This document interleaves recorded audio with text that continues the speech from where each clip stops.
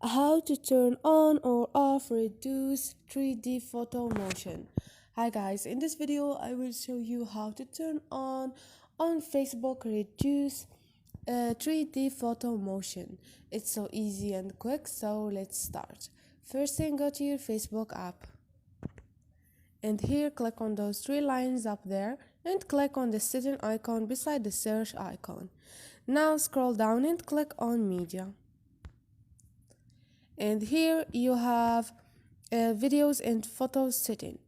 The first one, which is reduce 3D photo motion, click on it and turn on this option or turn it off, whatever you choose.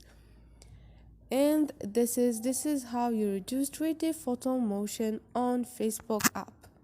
So this is it guys, hope this video was helpful to you. If you like this video, don't forget to subscribe and like.